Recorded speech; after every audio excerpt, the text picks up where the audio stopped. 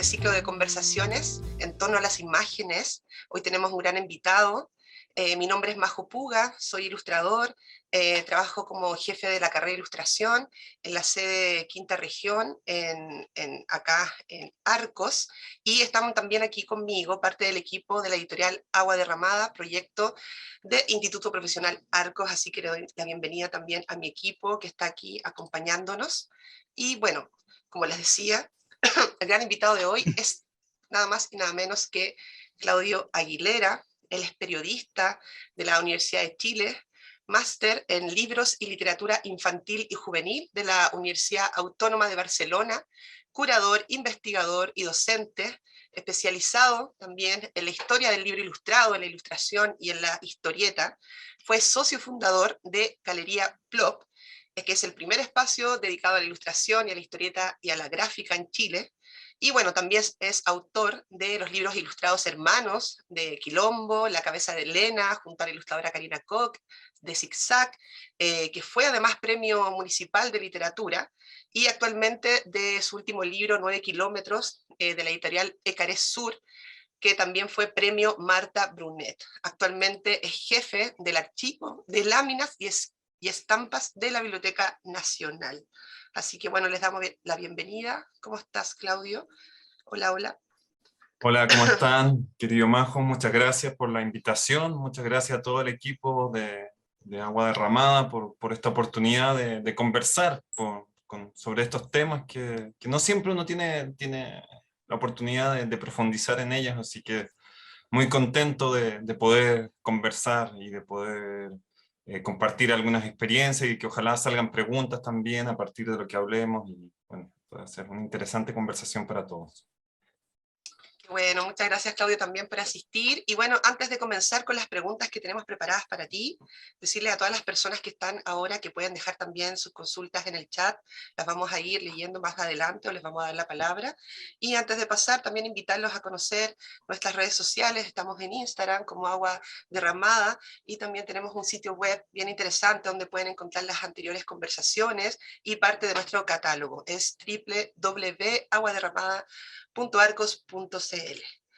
Así que bueno, comenzamos. Para partir, nuestra primera pregunta la va a dar Lorena, ahí está, hola, Lorena Campos, la Lolo, es artista, ceramista y también docente de la Escuela de Diseño de Arcos en Santiago.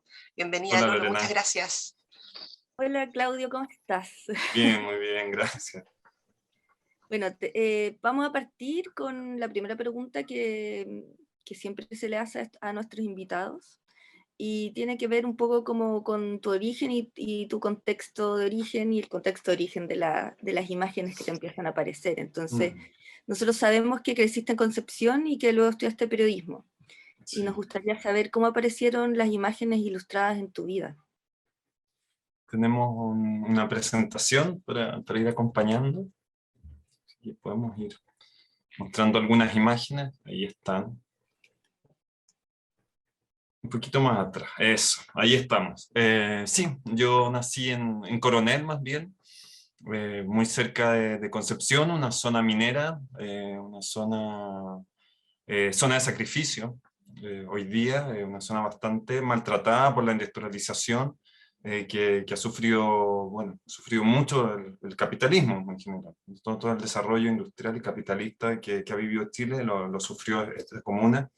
Viví casi un año ahí y después nos fuimos con mi familia a Concepción. Acá están, nos vemos, yo soy el mayor, mi hermana Patricia, que es ilustradora, Pati Aguilera, una ilustradora bastante reconocida hoy día, y mi hermano Eduardo, que es antropólogo, y él vive ahora en Valdivia, y ahí estamos los tres. Tenemos otra hermana que se llama Emilia, que nació después, entonces por eso no sale en esta foto. Y si seguimos las imágenes. Bueno, mi papá se separaron cuando yo era muy niño, tenía 9 años, y nos quedamos a cargo de mi mamá, y mi mamá, una mujer muy joven, me tuvo a mí a los 16 años, y con una formación lectora, con una curiosidad lectora muy grande. Mi mamá, ella siempre escribió desde toda su vida. Yo tengo guardados sus diarios desde los 13 años, donde ella iba dejando como su visión del mundo, y siempre nos leyó a nosotros, y yo tengo muchos recuerdos de eso, de las lecturas con mi madre. Para mí la lectura llegó a través de ella es como la fuente de la escritura para mí, de la lectura. Y yo crecí en los años 80 en una época en que no había libros ilustrados como los que conocemos hoy. Y yo creo que eso es algo muy importante porque quizás se pierde de vista entre la gente más joven que ha crecido en un entorno lector con libros ilustrados. Yo no tuve libros ilustrados, eran muy pocos. Los libros ilustrados que tenían éramos estos, por ejemplo, esta colección que hoy día me gusta mucho, que es la colección de Andrés Bello, que eran libros que venían en clubes de lectores. Entonces seguramente mi mamá o mi papá, antes de que ya no estuvieran juntos, se había suscrito, entonces nos llegaban estos libros a la casa a través de un club, e iban llegando permanentemente una vez al mes. Y lo interesante, y eso es lo que uno va entendiendo hoy día, yo veía estas imágenes y me parecían muy cautivantes, algunas incluso me daban un poco de miedo, ¿no? Era rara esta sensación con estos libros cuando entraba en ellos. Libros para niños, que hoy día yo entiendo que eran libros ilustrados en Chile, por gente como Carlos Rojas Mafioletti, como Julián, ¿cómo se llama? Eduardo Pérez de Arce y otros ilustradores de los años 80, que sí hubo ilustración en los años 80, pero muy poca, y que estaba muy encerrada en algunas de estas colecciones que tenían grandes tirajes, pero donde ya la calidad de la ilustración no era lo que había sido antes. Pero bueno, este era el contexto lector que yo tenía. A estos libros nosotros leíamos y otras colecciones. Podemos seguir.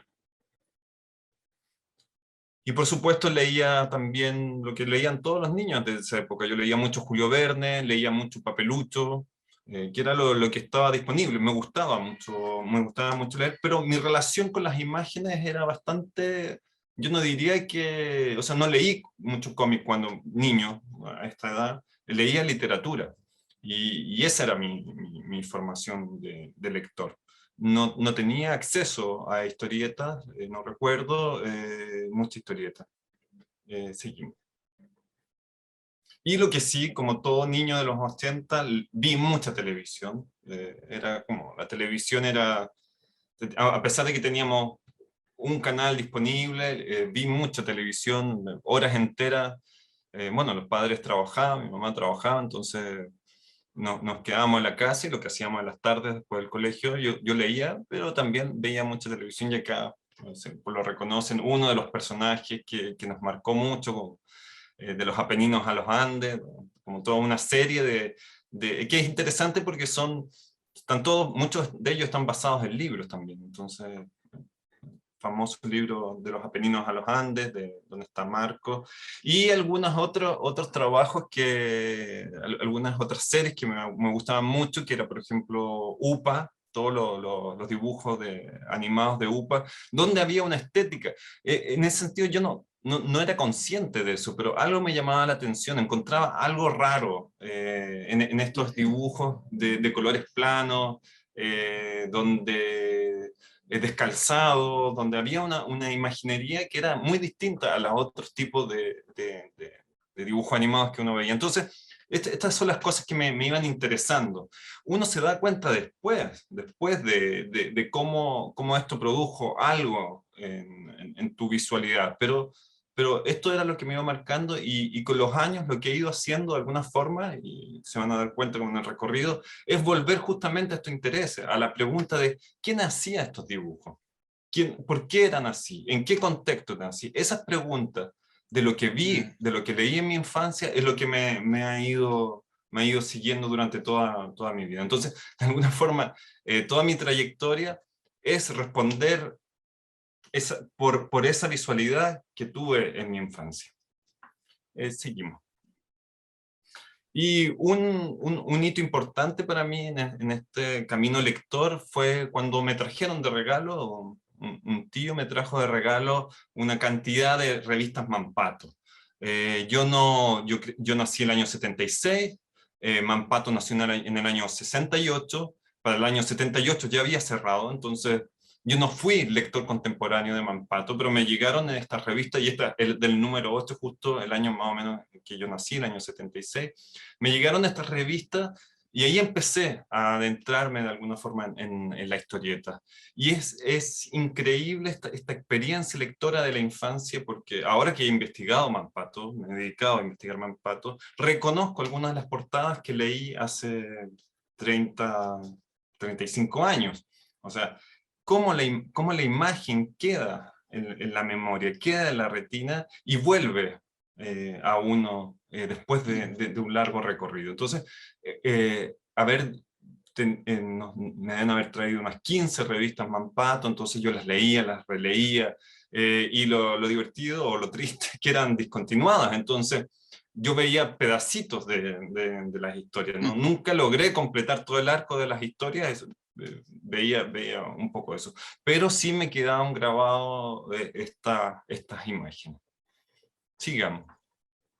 Y después yo estudié periodismo, bueno, salí del colegio, nos vinimos a Santiago, estudié periodismo en la Universidad de Chile, y me interesó mucho, yo me especialicé de alguna forma, tomé muchos ramos de historia del arte, me interesaba mucho el arte, la visualidad, pero desde las artes visuales. Y después tuve una carrera como periodista en medios, La Tercera, en diarios metropolitanos, y donde trabajé mucho sobre arte en general. Iba a haber exposiciones, comentaba exposiciones de arte, y desde ahí también se empezó a unir o sea, y el cine. O sea, me gustaba mucho el arte y el cine. Esto de la ilustración o de la historieta quedó un poco aparte. Igual escribí algunas cosas, pero fue cuando me decidí a ir a estudiar a Francia. Quería estudiar historia del arte, y ahí descubrí que la ilustración no solamente era una entretención infantil, no solamente era algo que a uno le gustaba y que era personal, sino que había mucha gente dedicada a investigar sobre ilustración, sobre historia. Había galerías de ilustración, había un gran festival, por ejemplo, el Festival de Angoulême, en Francia, también dedicado a la historieta, y otros festivales dedicados a la ilustración, a la literatura infantil. Entonces, allá, o sea, en el año 2000, me di cuenta de que había todo un mundo en torno a la ilustración, en torno a la historieta. Un mundo de investigación académico, universitario, pero también un mercado. O sea, había gente que compraba ilustración. Y cuando volví a Chile, justamente en ese momento empezaban, año, principio del 2000, hacia mediados de los años 2000, empezaba a haber un renacimiento de la ilustración en nuestro país. Colectivos como Siete Rayas, los trabajos de editoriales como Manuta, Pehuen, se empezaba a hablar del libro ilustrado en Chile, se empezaba de nuevo a volver a hablar de ilustración.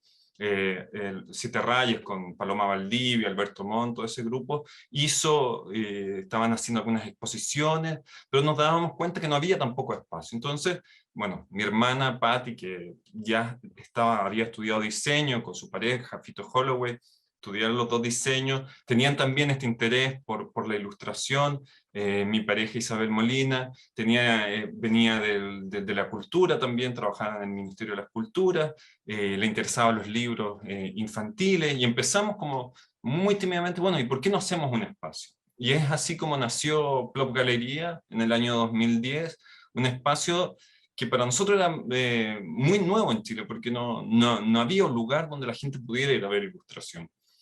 También eso, o sea, han pasado una cantidad de años y ha cambiado mucho la escena. Hoy día hay muchas ferias donde ir a ver ilustración, hay muchos lugares donde uno puede contactarse con la ilustración, librerías especializadas en libro infantil. Antes no había nada de eso.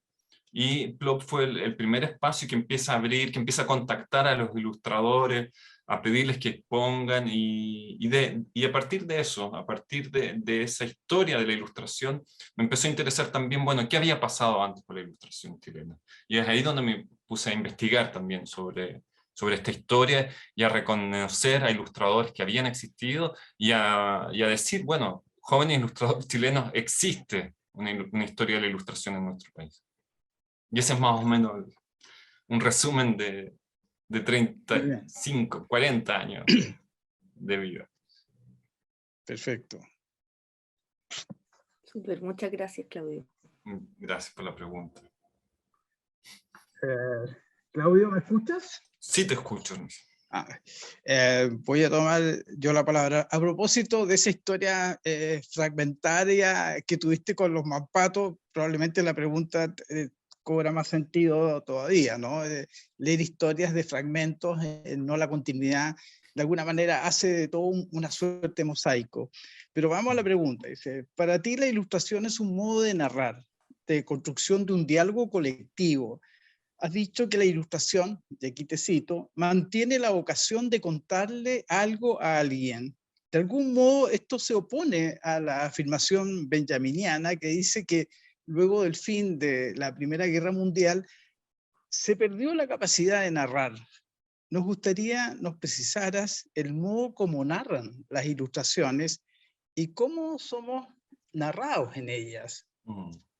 No sé si te... Sí, Luis. Yo creo que es una pregunta muy desafiante, muy interesante. Estoy lejos de ser un especialista en Benjamin, pero creo que a lo que él se refería de alguna forma es lo que se cancelaba o lo que se transformaba en un desafío complejo era la experiencia, la narración que conectara a todos, una narración de donde la experiencia era colectiva.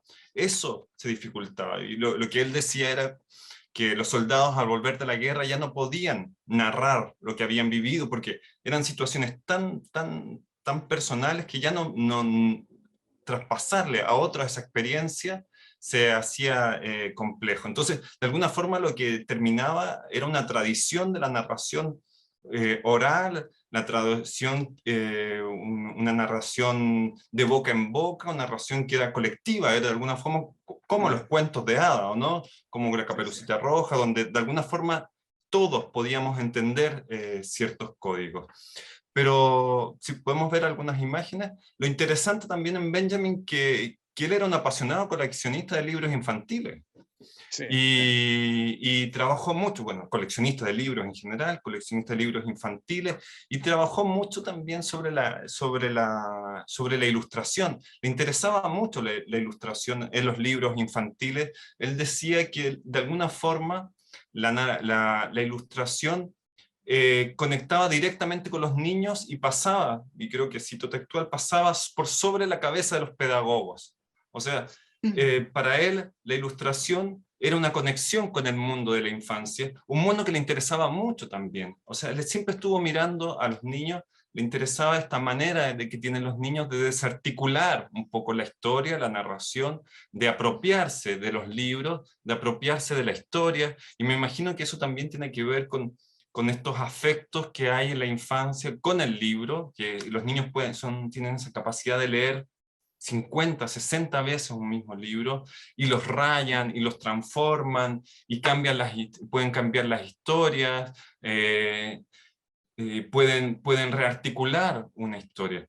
Y lo que pasa, si seguimos en las imágenes, lo que pasa con las ilustraciones también es que cada niño, cada niña puede hacer su propia historia a partir de las ilustraciones. Entonces, desarman de alguna forma esta cosa unidireccional que tiene el libro escrito y proponen otras formas de lectura. La ilustración abre este campo del conocimiento, pero también de la experiencia lectora. Hay una cosa como mucho más expandida en la ilustración, que permite otro tipo de interpretaciones, que permite otro tipo de lecturas visuales, que son siempre nuevas, siempre están renovando, porque uno van por capas de detalle, uno puede ver una cosa, puede ver otra, son nuevas también a la medida en que los niños y niñas crecen. Entonces yo creo que hay algo ahí con la ilustración que nos permite romper los esquemas unidireccionales de cierta cultura de lo escrito, y que yo creo que hay que echarle una mirada a esas reflexiones. Y por otra parte también señalar que Benjamin viene de un interés por el libro ilustrado en general y por la ilustración, que toca mucho también a las vanguardias. Las vanguardias son un periodo, años 20, por ejemplo, las vanguardias rusas, en este caso, que hay algunos libros rusos de la época, daban mucha importancia el libro a la infancia en general, pero el libro ilustrado también, como este espacio de experiencia sensorial, espacio de experiencia visual, espacio de experiencia cultural. De alguna forma, una de las primeras experiencias artísticas que tenía un niño, esta capacidad de apoderarse de las imágenes, de hacer de su mundo un mundo de imágenes. Entonces, es muy interesante esa conexión en paralelo que se ve entre Benjamin, las vanguardias rusas que atendieron mucho a la infancia, hicieron este tipo de libros que hasta hoy día de hoy nos sorprenden por su modernidad, por la síntesis que logran, y que también tomaban problemas cotidianos, pero también temas más bien sociales, políticos de la época. Entonces, había una tensión muy fuerte en la infancia. La infancia era el futuro y los libros ilustrados eran una herramienta muy poderosa para hablar con los niños, para construir a quienes van a ser los ciudadanos del futuro. Sigamos, por favor. Y ese rastro, que es un rastro que a mí me interesa mucho, que es esta confluencia de alguna forma entre la ilustración y las artes, entre la ilustración para la infancia y las artes, uno lo puede seguir rastreando la historia. Aquí en el caso de Nathalie Perrin, una gran ilustradora rusa que se fue a Francia en los años 30 y trabajó en un sello que se llamó Per Castor, un sello francés, que también a través de la ilustración es todo un movimiento educacional que se pone al servicio de la edición, y lo que tratan de hacer es darle herramientas a los niños para que ellos mismos construyan sus propias historias. Entonces, muchos de estos libros son con figuras geométricas, muy de las vanguardias rusas, para que los niños puedan contar sus propias historias, puedan hacer manualidades, porque para esta corriente pedagógica lo importante es que los niños aprendan en la experiencia. Entonces nos damos cuenta de que, esto estamos hablando de los años 30, 40, o sea, ha habido toda una corriente que cree que los libros infantiles, los libros para las infancias, son un espacio de experiencia, un espacio de aprendizaje, un espacio de conocimiento. La pregunta que tenemos que hacernos es ¿por qué? Y a mí me parece que es en torno a los años 80, en torno a 70, 80, ¿por qué dejamos de sentir eso? ¿Por qué dejamos de sentir que la ilustración, o pensar que la ilustración o los libros infantiles eran herramientas educacionales fundamentales? ¿Por qué la ilustración pasa a ser algo secundario o de alguna forma un adorno que acompaña a un texto simplemente como mera gráfica y no algo sustancial en la forma de construir experiencia lectora? Podemos seguir. Hermosa imagen, ¿ah? La siguiente imagen, y yo veo todo esto, o sea, para mí hay un hilo continuo, o sea, algunos de los grandes ilustradores lo que hacen es justamente tomar el trabajo sobre el color, el trabajo sobre la imagen, o sea, traer, si uno quiere, toda la historia del arte a los libros infantiles. Acá vemos Tres bandidos, un clásico de los años 60 de Tommy Ungerer, donde si se dan cuenta, o sea, uno puede reconocer la pintura suprematista, puede reconocer la abstracción en estas composiciones que él tiene. Toda una imaginería que viene desde hace siglos, incluso imaginería medieval, pues está contenida en este tipo de ilustraciones, en este tipo de trabajos que son para la infancia, pero que traen también, de alguna forma, siglos y siglos de mirada, de visualidad. Podemos seguir. Y Chile no fue ajeno a eso. Hay experiencias ya en los años 60, en paralelo a los Tres bandidos de Tommy Ungerer, o a donde habitan los monstruos de Maurice Sendak, que son los referentes de alguna forma de esta nueva forma de hacer ilustración, de hacer libros álbum de los años 60, como el libro álbum moderno de los años 60. Acá un caso muy interesante de una ilustradora que se llama Marta Carrasco, dentro de una colección de Quimantú, que es la colección Cuncuna. Bueno, el Quimantú, ustedes saben, la gran editorial que se hace en los años 70 a partir de Zigzag, una editorial estatal que nace por el impulso del presidente Salvador Allende para hacer una editorial para todos y todas en Chile, llegar ya a la máxima cantidad de gente.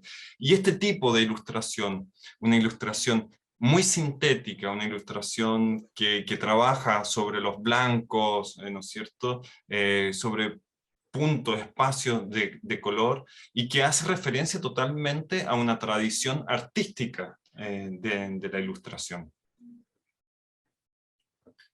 Y llegamos, por supuesto, también a Maurice Sendak, donde yo creo que de alguna forma todo esto confluye, ¿no? Confluye en la experiencia lectora. Un libro como Donde habitan los monstruos es un libro abierto, un libro, y justamente la gracia y el desafío y lo que revoluciona el libro álbum que logra hacer Maurice Sendak es esto, es hacer historias muy abiertas, historias donde todos los niños y donde los adultos también podemos entrar y podemos sacar nuestras propias conclusiones. Veo algunos comentarios, dice Noir Yaguara, que bueno, son influencias cruzada, o sea, me imagino que se refiere, claro, a la tradición, a la ilustración, a la imaginería popular. Bueno, claro que sí, o sea, hay una retroalimentación. Seguimos. Bueno, y más o menos espero haber respondido un poco a esta pregunta, pero me interesa mucho plantear eso, cómo las visualidades se han ido cruzando y cómo tenemos una tradición de libros que proponen una experiencia lectora, una experiencia visual muy rica, muy comprometida también con transformarse en una experiencia artística para los niños. Yo creo que los grandes ilustradores, los grandes libros, álbum, lo que hacen justamente es eso, es ser un espacio de experiencia visual rico, variado, diverso, que permite distintas entradas. Lo que pasa, y creo que, y respondo como a la propia pregunta que yo me hago, bueno, ¿en qué minuto dejamos de lado cierta ilustración? Siento que de alguna forma hay un libro álbum, una ilustración para la infancia artística que se propone desafíos, que desafía a sus lectores, y hay otra que es más comercial, más industrializada, donde se pierden algunos de sus valores. Entonces, a veces lo que nos sucede es que creemos que todos los libros para la infancia son de una manera, cuando en realidad hay otra variedad y también hay otras propuestas que mucho más desafiantes. Muchas gracias, Claudio. Muchas gracias. Bueno, sí, sin duda los libros álbumes son la ventana también de la sociedad, ¿no? Van contando siempre qué está pasando actualmente según la historia de cada libro y según la cultura, etc. Yo te queríamos preguntar, ¿cómo ha sido tu experiencia como autor, como escritor del libro álbum? ¿Cómo ha sido para ti escribir un texto en donde la imagen va narrando, ¿no? Y tiene el protagonismo? Por ejemplo, en la imagen que estamos viendo, el libro 9 kilómetros, rescatas las aventuras y todas las problemáticas que experimentan los niños y niñas para llegar a la escuela, en el sur, en distintos lugares ya más rurales, por ejemplo. Entonces, en cierto modo, ese trayecto de ida y vuelta es también un aprendizaje. Cuéntanos cómo llegaste a poner atención en este caminar y cómo se dio el proceso de escritura para ti. Bueno, la escritura a mí me ha acompañado durante toda mi vida, también desde muy chico me interesó, va acompañado de alguna forma. Yo creo que leer en algún momento dan ganas de poder hacer su propia historia, y siempre estuve escribiendo historia, y el hecho de haber estudiado periodismo de alguna forma era también como para estar en contacto con la escritura. Lo que yo no sabía es que volverse profesional de la escritura es la mejor forma de no escribir, porque no se pasaba todo el día escribiendo por trabajo y ya no llegaba con muchas ganas de escribir mis propias cosas. Entonces, tuve que esperar harto tiempo para poder decir que esto es lo que yo quiero escribir.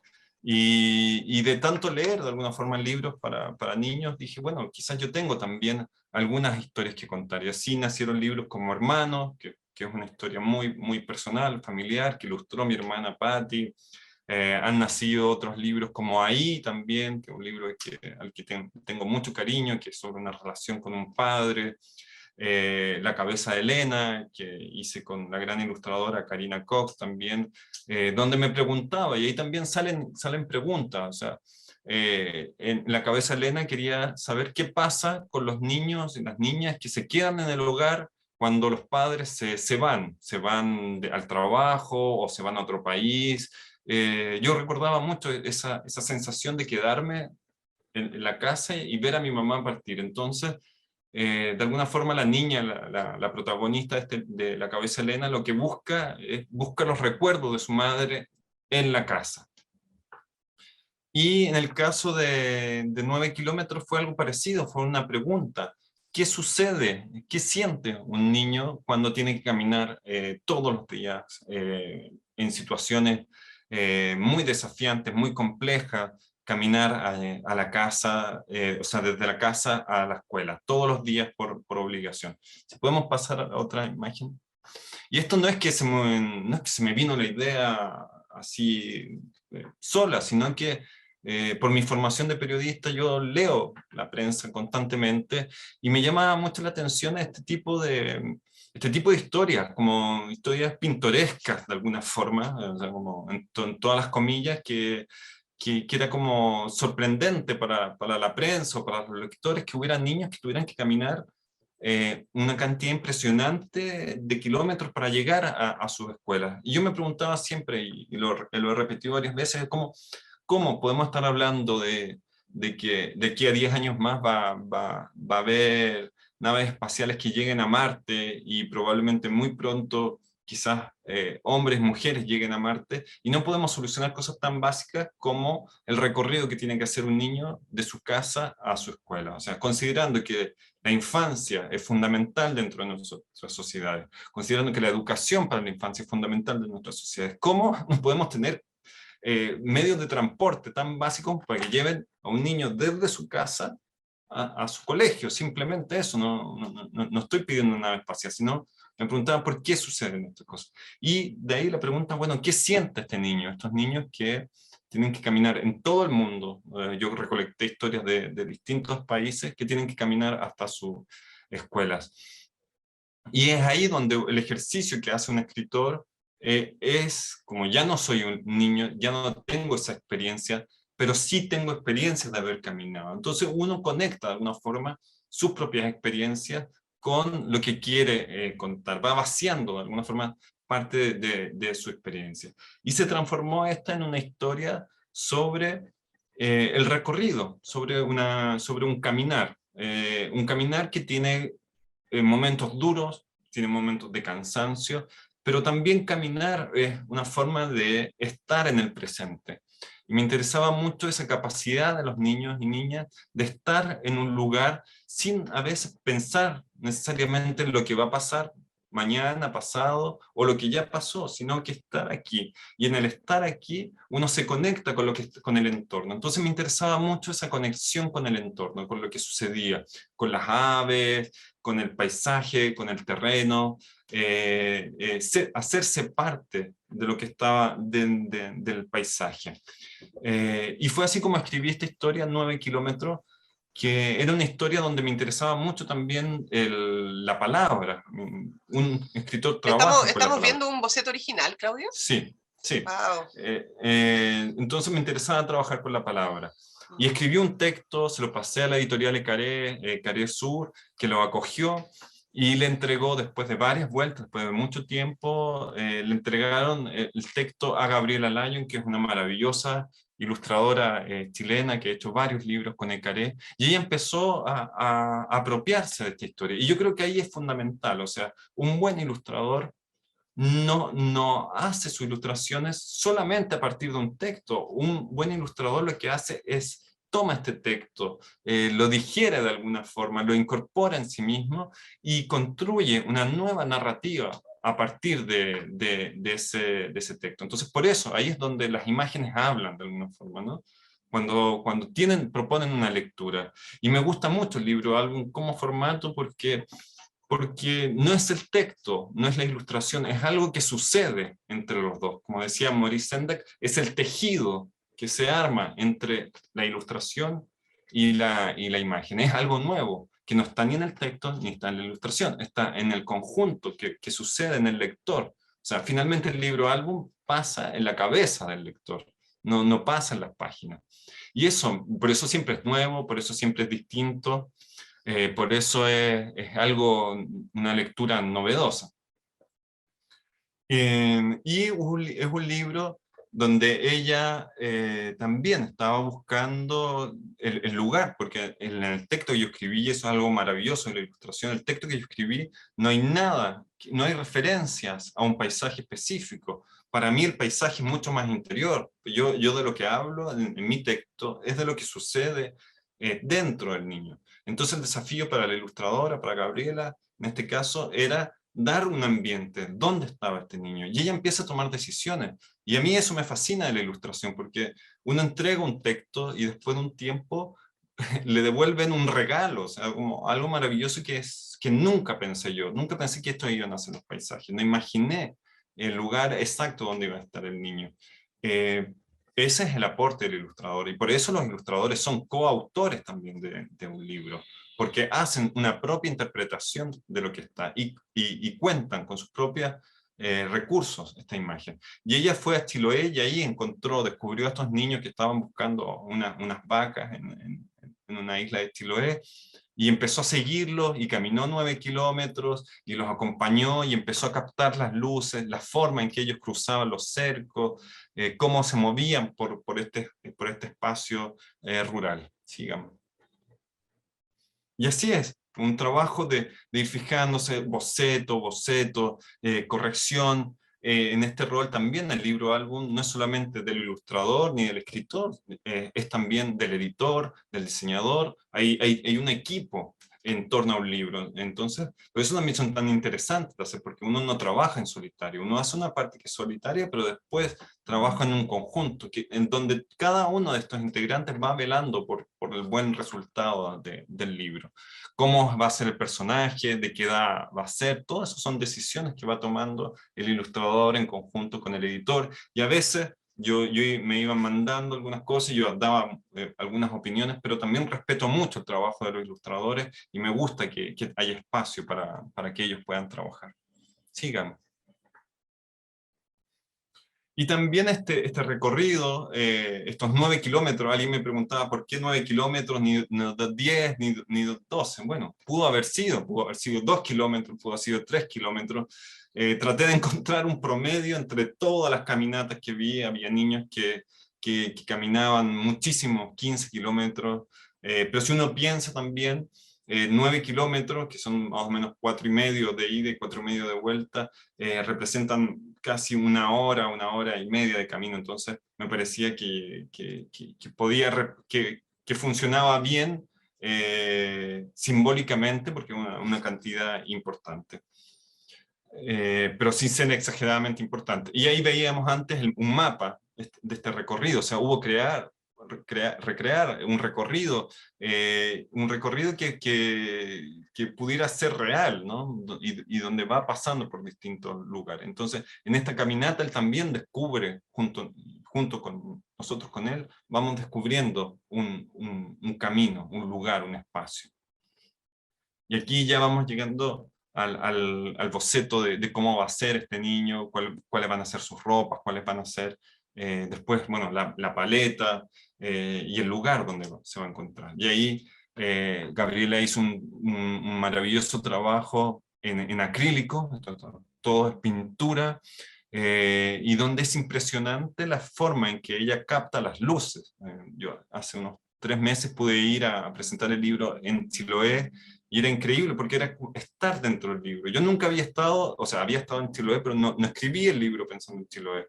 Fue Gabriela, la ilustradora, la que estuvo ahí y captó la manera en que va cambiando el paisaje, la manera en que se llenan las nubes, llueve, después sale el sol. Todo eso está muy bien reflejado en el libro. Entonces, hay un paisaje que late de alguna forma en este libro. Pero lo interesante es que para gente que no es de Chiloé, es el sur de Chile. Y para gente que no es de Chile, es un espacio reconocible también con las propias experiencias. Entonces no es un libro sobre Chiloé, no es un libro sobre un niño chileno, es un libro sobre la infancia en ruralidad. Seguimos. Y aquí, Bueno, esa fue la respuesta, ¿no? qué hermoso, gracias Claudio por mostrarnos parte del proceso creativo. Y sí, bueno, esta es una historia arquetípica, ¿no? Ocurre acá en Chile como en otro lugar, entonces por eso también es tan importante y hermosa la visión que ponen. A mí me encantó el libro, así que felicitaciones. Oye, Muchas gracias. y pasando un poco a tu trabajo actual en la Perdón, biblioteca. Majo, Sí, hay una, dime. si ustedes quieren ver el proceso del trabajo y otras Ah, bueno, reflexiones, hay una página web que se llama 9 kilómetros y ahí van a encontrar unos videos donde se ve a Gabriela pintando que son maravillosos y ella habla más del proceso, que es un proceso muy interesante que yo creo que es muy ejemplificatorio de cómo puede trabajar un ilustrador. Perdón. si quieres lo puedes dejar ahí en el chat. Ok. Ahí hay una pregunta. Bueno, la respondiste ya de por qué 9 y no 10 u 8. Claro, yo pensé que era por el tema de la coherencia con el relato, ¿no? Si son 40 kilómetros, es un libro de muchas más páginas. Tiene que ser Claro, todo son coherente 40 finalmente. kilómetros, es una maratón. Claro, una maratón. Bueno, vamos a la pregunta con respecto a tu trabajo que haces en la Biblioteca Nacional. Tú siempre has tenido una preocupación por la historia de la ilustración chilena, lo que te ha llevado de alguna manera a trabajar y a dirigir el archivo de láminas y estampas de la Biblioteca Nacional. A propósito de esto, por favor cuéntanos, ¿cómo es tu trabajo cotidiano en el archivo? ¿Qué significa para ti acceder diariamente a ese caudal de imágenes que está en la memoria colectiva finalmente de todos los chilenos, o de varios por lo menos? Y segundo, nos gustaría saber cuál es tu apreciación de esta historia nacional de la ilustración. ¿Existe algo llamado como una identidad gráfica chilena? Y si es así, según tu opinión, ¿cómo sería y quiénes son los principales representantes de esta identidad? Son dos preguntas en una. Bueno, empiezo por, si podemos mostrar la siguiente imagen. Empiezo un poco por el trabajo del archivo de láminas y estampas de la Biblioteca Nacional. Este es un archivo que empezó hace 5 años, bastante reciente si uno considera los 200 años que tiene la Biblioteca Nacional. Había habido algunas iniciativas en torno a recuperar grabados, sobre todo, que es lo que llamaban estampas, algunos afiches. Había desperdigado también por distintos espacios de la biblioteca algunas ilustraciones, sobre todo asociadas al libro, pero no había un espacio especializado, y no había en Chile un espacio especializado dentro de la institucionalidad cultural dedicado a recuperar originales de historieta e ilustración. Además tenemos una colección importante de afiches, pero me voy a referir sobre todo a los originales de historieta e ilustración. Originales que durante largos años fueron desechados también. Cuando Coré trabajaba en el Peneca y hacía una portada en el Peneca, el original, el dibujo en sí mismo no tenía gran valor, lo que tenía valor era la publicación, a él le pagaban por el dibujo publicado. Entonces, las editoriales que se quedaban con muchos de los dibujos, los ilustradores no le daban gran importancia a su dibujo, porque el trabajo, o sea, ellos trabajaban para ser publicados, y las editoriales después desechaban miles de dibujos. O sea, gran parte de la historia de la ilustración chilena, de los originales, de los grandes ilustradores, de Ardoir, de Coré, de tantos otros, simplemente quedaron en la basura o fueron quemados porque no tenían importancia. Entonces, yo siempre trabajo con una imagen en la cabeza, que es estar parado de alguna forma sobre un paisaje de escombros, un paisaje de ruinas, porque lo que yo veo hoy día en estos originales o la ilustración chilena histórica es simplemente lo que ha sobrevivido, o no simplemente, o sea, lo que afortunadamente ha sobrevivido. Trabajamos con los sobrevivientes de esta larga historia. O sea, pensemos que Corea u otros anteriores son casi 100 años que han pasado y que estos originales han llegado a nuestras manos, es casi milagroso, ¿no? O sea, han pasado de mano en mano hasta llegar a la Biblioteca Nacional para que los podamos ver hoy día. Entonces, en ese sentido mi trabajo es como, de alguna forma también como algo arqueológico, porque a veces es fácil, claro, sabemos de quién es la ilustración, otras veces no tengo muy claro de quién es la ilustración, no está firmada, entonces hay que empezar todo un trabajo de investigación en torno a esa ilustración, dónde pudo haber sido, dónde pudo haber estado. Y una de las cosas que hago y que me gusta mucho es justamente identificar estas ilustraciones en el libro o en la revista en que salieron. Así que gran parte de mi trabajo es revisar revistas antiguas, revisar libros antiguos, y lo que para mí es una maravilla porque me encanta, buscando estos nexos, buscando también el contexto. Yo creo que esto es muy interesante. Por ejemplo, esta ilustración, que aunque no soy yo en el futuro leyendo el libro en la biblioteca, sino que es una ilustración de Darío Carmona, un ilustrador español que trabajó en Chile en una editorial llamada Rapa Nui, que fue la primera editorial para niños en Chile, una editorial del año 46 fundada por el escritor chileno Hernán del Solar y el editor español Francesc Trabal. Otro ejemplo acá de la misma editorial, una ilustración de Jorge Cristi, un gran ilustrador chileno poco conocido, que fue también uno de los pioneros de la historieta en nuestro país y que trabajó para esta editorial Rapa Nui. ¿Y por qué les muestro varios trabajos de Rapa Nui? Porque la biblioteca logró rescatar 300 originales de la editorial Rapa Nui, donde se cuenta de alguna forma toda la historia interna de esta editorial. O sea, hay casos como el de Elena Poirier, que están todos los libros, todas las ilustraciones que hizo para 2 libros de Rapa Nui, o Darío Carmona, u otros ilustradores de esta editorial están completos. Entonces, tenemos un acceso privilegiado de alguna forma, a la cocina de una editorial, cómo se hacían las portadas, cómo se hacían las ilustraciones, los cortes, y de qué tamaño, y podemos ir cotejando, y lo que yo hago es ir viendo esta relación entre la ilustración original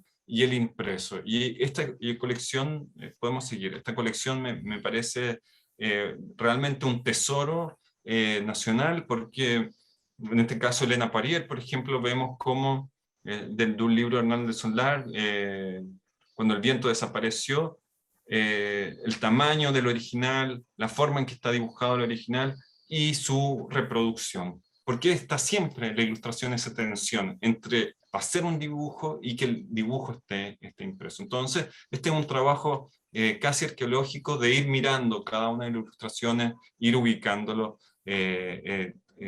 también. Ahí me preguntan por los procesos entre reproducción y su original. Bueno, hay distintos tipos de procesos. En algunas veces los hacen, quedan mucho más reducidos. Sí, quedan reducidos. En otros se quedan cortados, pierden el color. Hay varias ilustraciones de Elena Poirier que tenían, para otro libro que se llama La Porota, que ella hizo en la misma editorial, tenían un poco de tinta,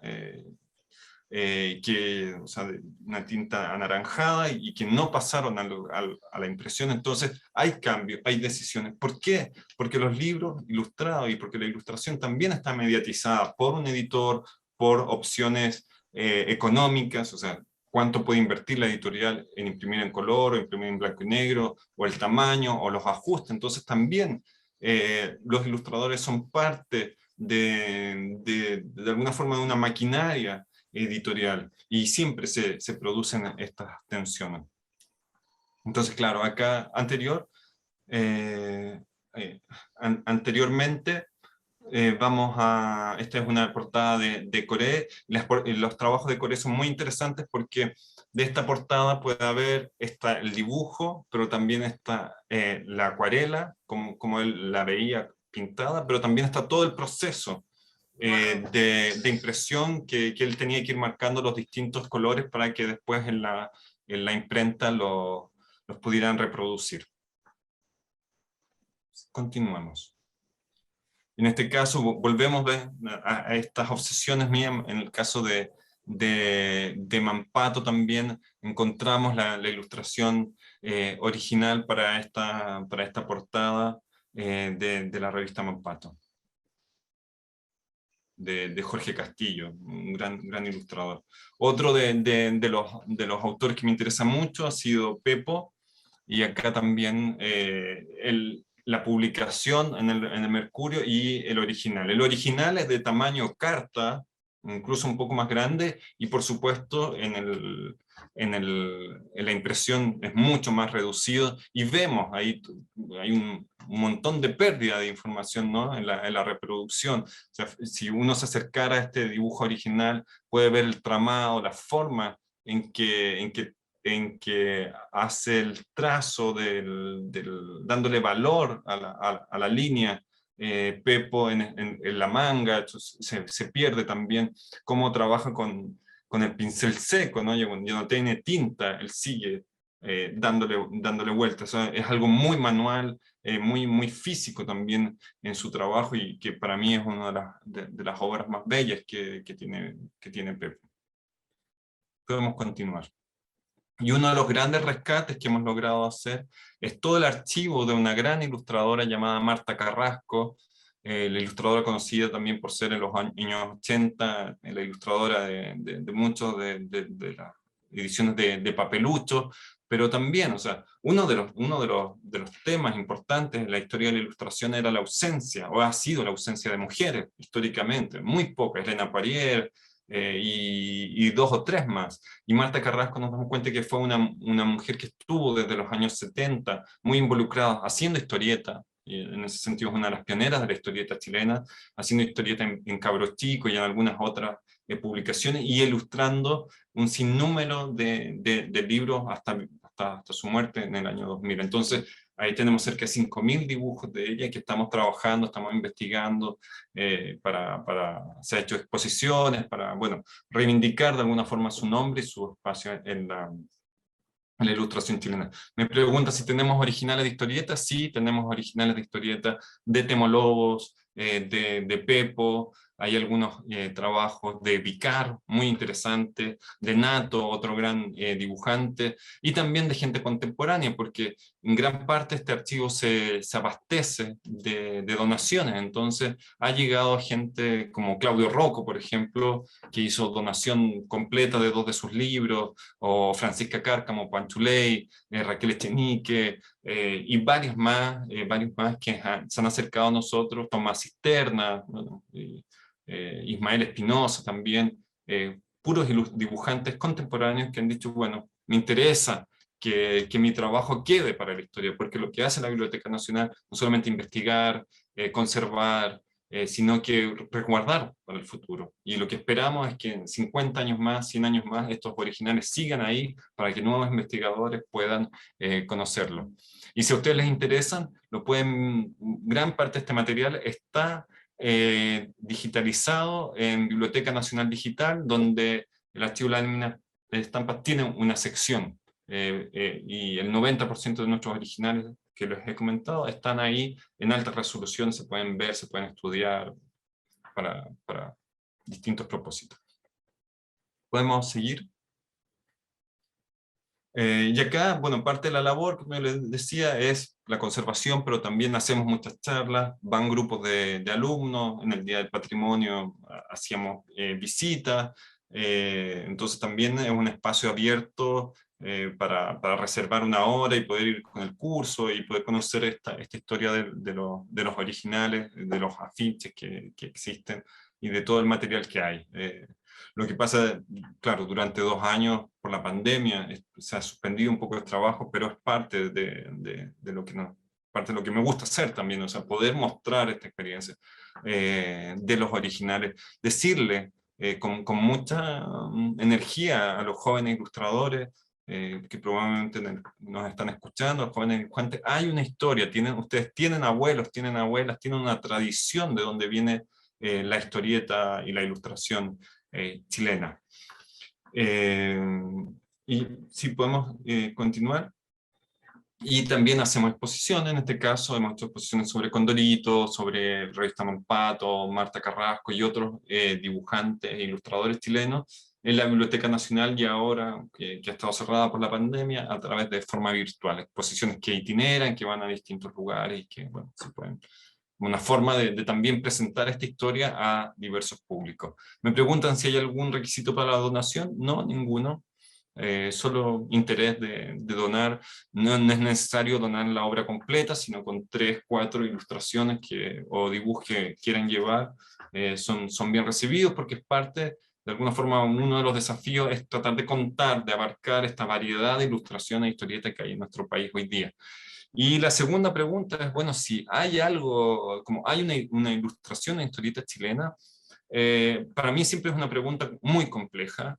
No creo que exista una ilustración chilena, una ilustración o una historieta chilena por sí mismo. Lo que existe es ilustración e historieta hecha en Chile, que es algo un poco distinto. Y creo que ahí los rasgos que caracterizan... perdón, me faltaba, bueno, a partir de este trabajo en el archivo hemos hecho publicaciones de reediciones, por ejemplo, un trabajo sobre este personaje Viborita de Pepo, reediciones de libros infantiles para colorear de Fidelicio Atre, y lo más reciente, todo un rescate sobre la colección Cuncuna de Quimantú, de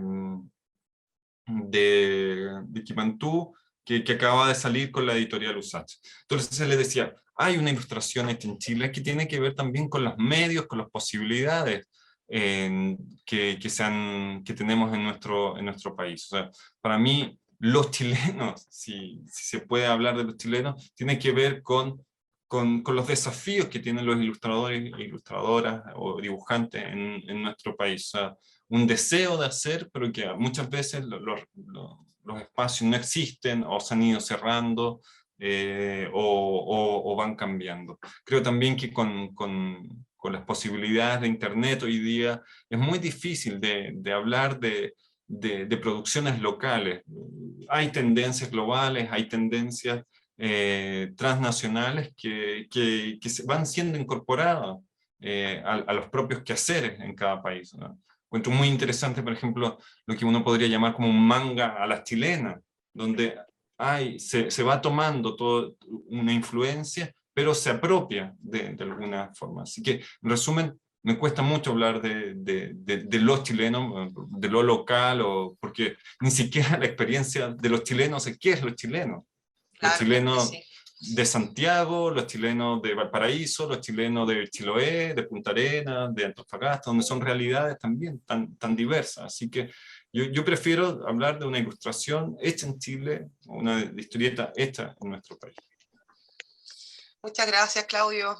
Bueno, vamos aquí, hay varios estudiantes conectados. Hay cursos también conectados a través de sus docentes, muchas gracias. Así que vamos a organizar una salida ahí a la Biblioteca Nacional para poder conocer. Muy bienvenidos. Contigo, este recorrido por la historia. Realmente es un tesoro nacional, como tú dices. Aparte es bien interesante todo lo que se puede reflexionar, no solamente desde la técnica de los distintos ilustradores y las decisiones que fueron tomando en conjunto con las editoriales, sino que también cómo se va representando, por ejemplo, la imagen de la infancia, los distintos rostros, las actitudes también que tienen los personajes, cómo eso ha ido cambiando a partir de la historia. Así que, sí. Nada, súper interesante. Muchas gracias. Y bueno, vamos con la última pregunta, nuevamente ahí a cargo de Lolo. Yo por acá. Gracias, Claudio. Bueno, para finalizar, tenemos 2 preguntas que en cierto modo están conectadas. Sabemos que de un tiempo a esta parte de la ilustración, como tú lo dijiste al principio, Claudio, se desplaza a nuevas plataformas de exhibición y difusión, saliéndose del medio editorial. Y en ese sentido, ¿cuál es tu opinión en relación a los nuevos soportes de exhibición y difusión de la ilustración contemporánea? Esa es una pregunta. Y segundo, ¿cuál es tu reflexión sobre el rol de la ilustración durante el estallido social chileno del 2019? Sí, sobre los soportes, yo creo que sí, hace tiempo, o sea, ha hecho necesario que la ilustración salga del libro, porque para mí, y yo creo que eso también es algo que pudimos compartir a través del blog Galería, que la ilustración es está vinculada a la vida cotidiana, ¿no? La ilustración no solamente está en los libros, la ilustración está en una libreta, está en un afiche, en un mural, en un tazón, o sea, todo eso es ilustración. La ilustración tiene esa ductibilidad de estar en distintos lugares, en distintas plataformas, transformarse en algo cotidiano, en algo que forma parte de nuestra vida. Y una de las cosas que disfruto mucho en este trabajo desde la Biblioteca Nacional es ver cómo las ilustraciones, por ejemplo, de Peneca o de Mampato, forman la identidad de nuestro país, la identidad de quienes hemos vivido en este país. Me gusta mucho cuando hemos hecho exposiciones y va un papá o una mamá a una exposición de Mampato y le dicen, esta es la revista que yo leía cuando era niña. Y el niño o la niña dice, yo también leo Mampato. Entonces, hay una conexión a través de las imágenes intergeneracional, una conexión que nos vincula justamente en esta diversidad territorial que tenemos. De alguna forma, la ilustración es compartida, la podemos compartir como tenemos referentes comunes en la ilustración.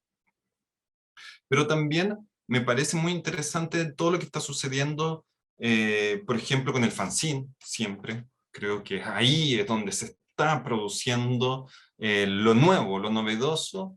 Creo que no está tanto, o sea, está sobre todo en el fanzine. Está en las autopublicaciones, que es un mundo que se desarrolla con una velocidad que es muy difícil seguir. Están apareciendo mucha gente que está trabajando de manera muy interesante y uno es muy difícil seguirle la pista porque a veces son 50 ejemplares o menos, 5 ejemplares, entonces pesquisando lo que está sucediendo es complejo, pero creo que ahí hay algo muy interesante. Me gusta también, y no hay que perder de vista eso, que me gusta el trabajo que se puede o que se llega a hacer en videojuego, por ejemplo. Creo que ahí hay un espacio, una plataforma de trabajo para los ilustradores muy, muy interesante en el videojuego, incluso en los escritores de literatura infantil o toda la gente que hace contenidos para la infancia en la ilustración. O sea, perdón, en el videojuego hay un campo de desarrollo y por supuesto toda la animación chilena que hay hoy día también es un campo muy importante para los ilustradores. Entonces yo creo que los ilustradores tienen que abrirse a estos nuevos espacios porque lamentablemente el libro no da para todos. O sea, creer que todo el que estudia ilustración o el que todo hace ilustración va a llegar a ser un libro es complicado porque los mercados editoriales tienen las reglas de mercado que no pueden darle espacio a todos. Hay una amplia diversidad, hay muchas hoy día editoriales gracias a los fondos de Estado, gracias a las compras de bibliotecas, pero hay que estar pensando en otros soportes.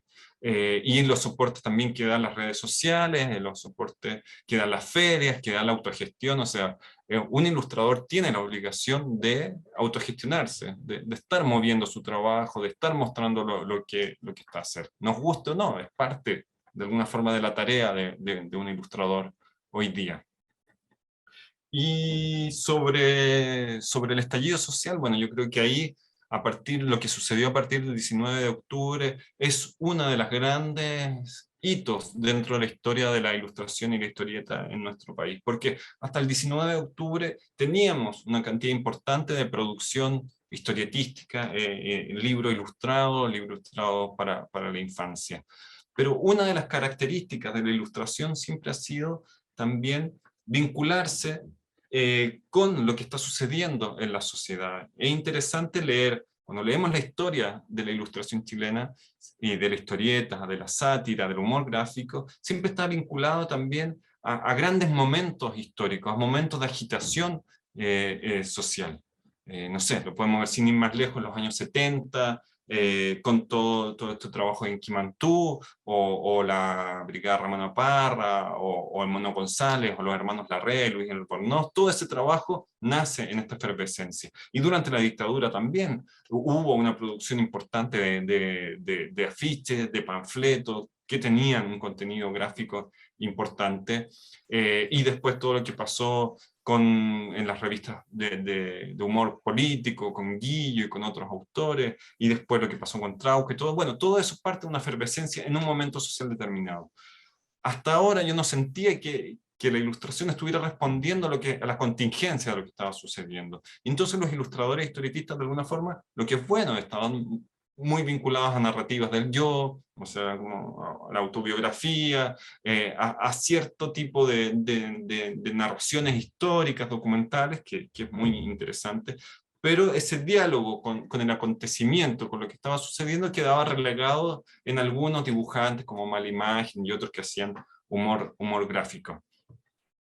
Entonces, lo que pasó el 19 de octubre es que los ilustradores y los historietistas se hicieron parte de un movimiento social. Y aquí vemos algunas imágenes de lo que yo, durante todo ese periodo en que iba a la biblioteca, me volvía muchas veces caminando, iba tomando fotos, y me parecía impresionante cómo las calles habían sido intervenidas gráficamente. No era cualquier tipo sino que la palabra, el texto, la imagen estaba en las calles, y lo que se trataba de hacer, lo que trataban de hacer estos dibujantes e ilustradores, muchos de ellos profesionales, otros, digamos, que estaban recién comenzando, era dar una opinión. Y eso es muy interesante, dando una opinión a través de su historieta e ilustraciones. No solamente estaban adornando, no solamente estaban acompañando, sino que a través de la imagen ellos estaban opinando. Y que es también parte de las labores tradicionales de los ilustradores, los dibujantes. En los años 40, 50, dibujantes como Pepo, dibujantes como Nato, como Temo Lobos, eran considerados periodistas gráficos, o sea, estaban dentro del gremio de los periodistas, porque se entendía que cuando ellos hacían un chiste, cuando ellos hacían un dibujo en la prensa, estaban dando una opinión personal, informada, de lo que estaba sucediendo también. Entonces había a través de su trabajo una opinión, o sea, una manera de manifestarse. Y bueno, lo que recuperan a partir del 19 de octubre, tanto en los muros de la ciudad como en los muros de las redes sociales, es esta forma de opinar. Y aquí, bueno, grandes trabajos de serigrafía instantánea, por ejemplo, que todos los viernes estaban con sus carritos en plena Alameda, entregando, vendiendo muy barato algunas de sus ilustraciones. Y lo que hicimos desde nuestro archivo es pedir a varios colectivos que estaban trabajando Ilustración, por ejemplo, que hizo en Valparaíso, en Concepción, en Santiago, gente de Concepción, gente de distintos colectivos que se fueron agrupando, decirle, bueno, denos una muestra para conservar. Y hoy día tenemos un archivo de cerca de 150, 200 afiches de este periodo que ya están catalogados y que pronto vamos a digitalizar para hacer un archivo. O sea, porque me parece fundamental que este testimonio visual de lo que fue el estallido quede también para futuros estudios como un testimonio de lo que sucedió también en esta época.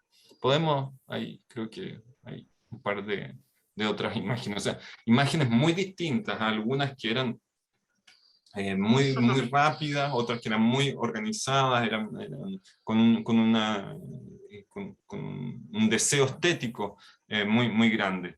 Y lo que me sorprendía también durante todo el estallido, que ustedes deben haber visto, carteles protagonizados por los Simpsons, por Mafalda, bueno, por todo también el imaginario del manga, y aquí recopilar algunos que unen estas tradiciones de la historieta, de la historia de la historieta, de la historia de la ilustración chilena. En este caso hace alusión, por ejemplo, de Revolución, es una alusión a la portada del silabario de Coré, y acá vemos todos los personajes, personajes como Mampato, Gu, Rena, Condorito, Yuyito y otros más, personajes chilenos que toman una voz dentro de este estallido social y dan también, o sea, son parte de nuestro patrimonio gráfico, pero el patrimonio se hace presente en la realidad. o este papelucho de Fabián Rivas, que también exige o sea, también es víctima de la situación, de lo que estaba sucediendo. Y esta otra portada de un Condorito que tomando la estética de Condorito lo transforma y lo trae a las situaciones del presente. Y de alguna forma se cierra el círculo, si se dan cuenta. O sea, salimos Sí. de Papelucho, de Condorito, para volver a esto. Porque digo, son nuestros referentes. O sea, son conocidos por todos. Todos alguna vez leyeron Papelucho o Condorito, te guste más, te guste menos. Y son, de alguna forma, este espacio de confluencia, este espacio de tensión también. Y por eso es tan importante la ilustración y la imagen ilustrada y la historieta. Muchas gracias, Claudio. Sí, gracias Claudio. Bueno, nosotros te cuento brevemente, acá en la carrera de Ilustración en la Escuela de Diseño Multimedia estamos haciendo un archivo de todo el material que se ha hecho en el taller de artes gráficas y tenemos una carpeta de todas las gráficas que salieron en el estallido. Así que es bien interesante cómo se van construyendo también los relatos. Y estoy súper de acuerdo contigo, creo que las distintas plataformas, formatos que existen han hecho también que la ilustración de alguna manera esté viva, ¿no? Esté en movimiento. Y ya no estamos hablando de ese boom, sino que ya llegó para quedarse. Y sobre todo en la resistencia a partir de los fanzines, las editoriales independientes, vemos ilustración en poleras, en objetos. Eso hace que también sea un lenguaje súper cercano, cotidiano y que se mantenga vivo. Así que bueno. Stephanie Salinas me pregunta Sí. sobre los horarios de la biblioteca Severín. Bueno, Stephanie, claro, no es una pregunta que competa exactamente a mi trabajo, pero claro, uno desearía que todas las instituciones culturales tuvieran la posibilidad de estar abiertas más horas, y que ojalá las bibliotecas estuvieran abiertas toda la noche, hasta muy tarde, desde muy temprano, los fines de semana. Lo que pasa también es que, y ahí es una reflexión sobre la institucionalidad cultural, ¿no? Que eso requiere recursos. Eso requiere que se pague otro turno a otro funcionario para que pueda estar ahí. Y eso significa que la ciudadanía, o sea, ustedes mismos, todos nosotros, tienen que hacer movimiento, tienen que presionar al Estado para que dé más recursos, para que las instituciones puedan estar abiertas más rato. O sea, no se puede hacer de otra manera. Entonces, también ahí es la pregunta, bueno, ¿cuál es el lugar de los espacios culturales dentro de nuestra sociedad? Es decir, la Biblioteca Nacional está en paro, hoy día el Museo de Bellas Artes está en paro, varios por legítimas necesidades de sus funcionarios y funcionarias, pero no pasa nada, no se paraliza el país. O sea, se paraliza Codelco y todos se están tirando los pelos, pero paralizan los museos, las bibliotecas y la vida continúa. Entonces, también hay una pregunta sobre qué espacio tienen, cuál es la importancia en que se le da a las instituciones culturales en nuestro país. Y si la Biblioteca Severina estuviera abierta toda larga, ¿iría la gente ahí? También son preguntas que hay que hacerse. Pero yo creo que sí, por supuesto, a mí me encantaría que las instituciones estuvieran abiertas. Bueno, hay muchas bibliotecas, ahí aprovecho a comentarle a Estefanía, a los que están acá, que también son comunitarias, que están en Valparaíso abiertas. También está la Biblioteca Libro Alegre, por ejemplo, en Cerro Alegre, que tiene una importante colección de álbumes infantiles, libros, álbumes, novelas Hoy día hay gráficas. bibliotecas digitales también, la biblioteca pública digital sí. A mí es una maravilla. Hay otras bibliotecas como la del CRA, la del Ministerio de Educación. Yo creo que hay alternativas, pero sí, a mí también me gustaría vivir en un país donde las instituciones culturales tuvieran un rol Claro, es que entendemos que la fundamental biblioteca no son solamente los libros, ¿no? Son las personas quienes hacen la biblioteca. Entonces ahí hay toda una crítica a cómo podemos avanzar hacia realmente poner el lugar que tienen en la sociedad las bibliotecas. Por ejemplo, la Biblioteca Severín no solamente es un lugar que acoge y resguarda colecciones, sino que también es un espacio donde van las personas que están, no sé, a veces en situación de calle, o gente que tiene que ir a trabajar, o gente, no sé, también es un espacio donde ocurren ocurren cosas. Entonces, Exacto. quizás por ahí también hay que recoger. Oye, Claudio, bueno, muchas gracias. Dejamos ahora, para terminar, el espacio abierto a preguntas. Veo ahí que hay un debate sobre las artes decorativas. A nuestras profes también, las empezamos a saludar, ¿no? Y ahora a la Chan, Renzi, están todos nuestros docentes y a estudiantes conectados, me encanta. Así que bueno, si hay alguna pregunta, tengan la confianza, por favor, pueden hablar en el micrófono, no necesariamente que la dejen en el chat. Este es el momento. Sí, dice, chata del minimalismo. Bueno, yo creo que es interesante que convivan, pero solamente por comentar, Sí. por ejemplo, de Corea estudió arquitectura y hacía sus propios muebles. Y vivía rodeado de los muebles que él hacía. Y muchas de sus ilustraciones, si ustedes las miran con atención, hay muebles dibujados, hay puertas, hay una ornamentación, y que él hacía real. Uno de mis sueños en algún momento es hacer una exposición donde artesanos recreen los muebles que hacía Wow. Corea. Porque, súper específica. Sí, pero yo creo que sería maravilloso porque es como entrar justo en el mundo de... Bueno, de el lugar donde ocurren las historias es súper importante. Maurice Sendak lo decía, hay que lograr construir un lugar donde las cosas que quieres que pasen, pasen. Sí. Así que, bueno, no sé si hay alguna pregunta. ¿Alguien levantó el micrófono? Yo sí, una pregunta breve. Hablamos harto de ilustración chilena y de la colección, pero me interesaba saber si sea en la colección o en otro lado habías encontrado un poco sobre la relocalización de obras ilustradas o de historietas acá en Chile. Así, por ejemplo, lo digo porque, no sé, en Argentina llegué a ver mucho como maquetas de las editoriales de cuando en los 60, 70 traducían obras extranjeras, por ejemplo, Moomin, y lo interesante es que muchas veces implicaba como un trabajo local de recomposición de página, aparte de la traducción y todo eso, había todo un trabajo de que tenían que completar los fondos y tal, así que implica trabajo de ilustración que se está haciendo acá, pero a partir de obras extranjeras. Entonces no sé si había encontrado algo así o qué podrías comentar. No en originales. Sí tenemos algunas maquetas de la revista Trauco, que fue una revista muy importante a finales de los años 80 en nuestro país, donde se recrean algunos personajes como Corto Maltés, y otros personajes internacionales que los redibujan para hacer los índices, para hacer algunas páginas, portadillas, los redibujan dibujantes chilenos, y esos originales están. Lo que sí yo he seguido es la presencia, por ejemplo, de la historieta franco-belga en las revistas ilustradas infantiles chilenas, desde el Peneca, desde 1940 hasta Mampato en los años 60, donde se hacía ese mismo trabajo.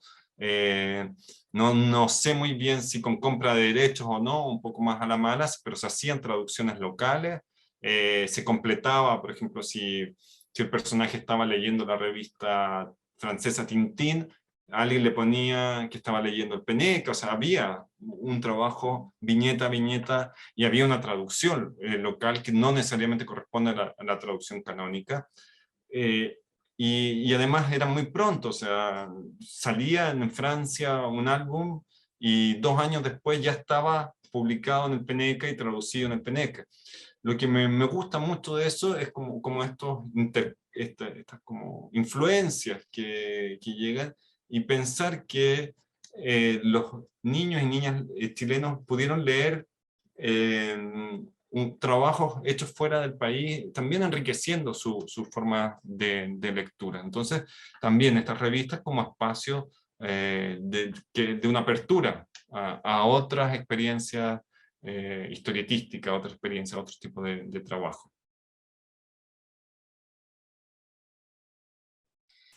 Muchas gracias, Claudio. ¿Alguna otra pregunta para ir cerrando? ¿Se puede hacer una pregunta? Sí. Oli. Hola, Chan. Aquí, profe Chan, presentándome. Puede que sea media polémica, me van a odiar. En verdad me interesaba mucho saber como el insight o la opinión de Claudio Aguilera, sobre todo de como de lo que está pasando actualmente en la ilustración, porque me ha pasado ya, como que vengo de los dos mundillos, ya pasé un poco como por el mundo como de la ilustración editorial y la ilustración infantil. Y por otro lado también me ha tocado convivir harto con el mundo de las ferias de ilustración, pero que tienen que ver más como con el manga, por ejemplo, con el fanart, ¿cachai? Que es un tipo de ilustración que tiene como más influencia de la cultura popular, digamos, más que el mundo de la academia per se, ¿cachai? Que es un poco más tradicional. Y siento que en algún momento cada vez más la cultura popular y sobre todo también las nuevas tecnologías, por ejemplo, ahora que está, por ejemplo, la ilustración digital con todos estos programas como Procreate, ¿cachai? Ahora están empezando a salir programas donde uno puede dibujar con líneas, pero en 3D, es una cuestión loquísima, que podéis hacer zoom y todo. Entonces mi pregunta yo creo que es cómo eso podría empezar a integrarse también dentro de lo que es todo este rescate histórico como de la ilustración local, por ejemplo, ¿cachai? O cómo hacer convivir esas dos. Planteé pésimo la pregunta, no sé si se entiende un No, pero poco lo que voy. logro entenderlo, o sea, de alguna Claro, forma es el es algo que a desafío mí, que hacemos nuevamente con esto efímero, ¿no? O con este, que no podemos abarcar, este material que se está produciendo en grandes cantidades y en soportes digitales donde no queda muchas veces un papel. Eh, yo creo que es un desafío que no hemos pensado todavía, ¿no? Hay de alguna forma la urgencia del pasado, de esta idea de que se están perdiendo patrimonios con gran rapidez, nos hace enfocar nuestra escasa energía en el pasado. Entonces, eh, lo que queremos, por ejemplo, me gustaría completar esta historia de la ilustración y la historieta chilena hasta los años 80, porque cada día que pasa hay más posibilidades de que se pierda un trabajo de alguno de estos dibujantes del pasado. Pero por supuesto, claro, hay que tener un ojo en el pasado y un ojo en el futuro o en el presente y preguntarse, o sea, ¿cómo vamos a rescatar todos estos trabajos? Yo hoy día no lo sé, porque también tenemos limitaciones de personal, limitaciones de espacio, limitaciones presupuestarias, ¿no? Una de las cosas que hemos hecho es abrir la puerta a que ilustradores contemporáneos lleven su trabajo y es también de alguna forma compartir esa urgencia. ¿Sí? Bueno, si tú no lo llevas, si tú no haces este gesto también de llevarlo a la biblioteca, no damos para estar en todas las ferias o en todos los fanzines. Así que lo que yo puedo hacer es mantener un espacio que acoge distintos trabajos, distintos intereses, distintas modalidades de ilustración. Y algo muy cortito es que finalmente, de alguna manera, la ilustración no es solo los soportes. Yo creo que hay que también pensarlo desde ahí. O sea, hay temas que van a seguir apareciendo o hay problemáticas que son propias de la ilustración o propias de la historieta o de las artes gráficas, digo, como del trabajo con el dibujo en general, que pueden conectar perfectamente un original de Corea con una ilustración hecha hoy día en un nuevo soporte o con una nueva tecnología y que va a conectar con las tecnologías que vengan también. O sea, pensemos que cada ilustración, las de Corea, como yo le he demostrado, o una de Pepo, o una de Elena Puriel, son también en sí mismas una tecnología. Había una forma de imprimir, había una forma de dibujar, no digo que forma, sino como un estilo, sino como una manera, y ellos tenían que cumplir ciertas reglas para que se pudieran imprimir, y antes también cuando no había cuatricromía, sino que la impresión era litografía, entonces tenían que dibujar en un papel y alguien tenía que pasarlo a la piedra y de la piedra se pasaba de nuevo al papel, entonces siempre la ilustración de alguna forma ha ido cambiando en sus soportes, pero se mantienen esta idea, este deseo de narrar, de contar historia, de conectarse con los lectores. Y yo creo que eso va a seguir permaneciendo porque es parte como de la esencia de la ilustración. Espero haber respondido. Genial, muchas gracias. Sí, bueno, muchas gracias, Claudio, ahora sí, en honor al tiempo. Muchas Vamos gracias a a ustedes, muchas gracias por las finalizar. preguntas, por la atención, por la paciencia. No, gracias a ti, gracias también a Lolo, a Tirso, al equipo, a Ignacio, a Paloma, a todos quienes son Agua Derramada Editorial, a las docentes y docentes que se conectaron hoy desde sus cursos, todos esos ventanitas que son sala 1, sala 2, es un montón de gente escuchando, así que muchas gracias. Y bueno, los invito a visitar nuestra página web, aguaderramada.arcos.cl.